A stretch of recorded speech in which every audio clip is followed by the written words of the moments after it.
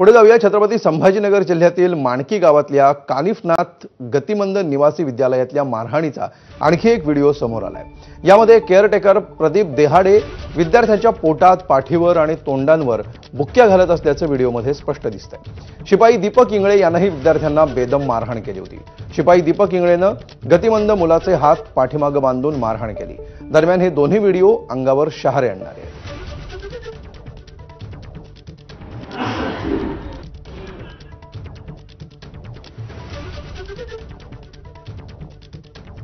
तर गतिमंद विद्यार्थ्यांच्या निवासी विद्यालयामध्ये मुलांना मारहाण झाल्याच्या प्रकरणी माणकीतील कानिफनाथ गतिमंद निवासी विद्यालयातला हा जो प्रकार समोर आला होता, त्या प्रकरणामध्ये शाळेची मान्यता रद्द करण्यात येईल असं अतुल सावेंनी म्हटलंय।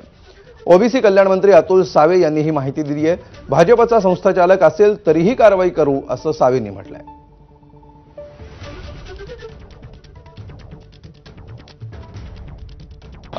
दिव्यांग मंत्रालयाची बातमी आपण सगळ्यांनी पाहिली असेल।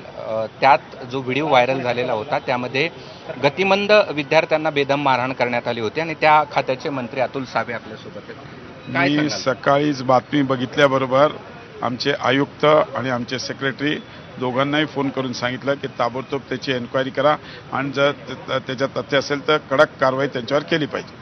काय कारवाई करण्यात येईल? आता कारवाई त्यांचा रिपोर्ट आल्यावर आमच्याकडे जे काय आमच्या कानून आम्ही म्हणजे उद्या गरज पडली तर आम्ही त्यांच्यावर क्रिमिनल गुन्हाही दाखल करू किंवा त्यांची मान्यता रद्द करू।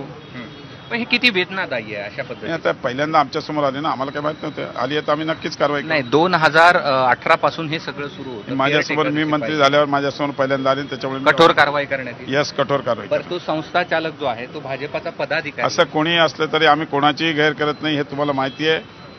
मी धनगरच्या याच्यात पण कारवाई केली, त्यावेळेस मी कोणाची गैर केलेली नाही, त्याच्यामुळे माझा असं कोणालाही स्पेअर करायचा स्वभाव नाही। कोणी असला तो तर माझा सख्खा भाऊ असला तरी त्याच्यावर कारवाई केली।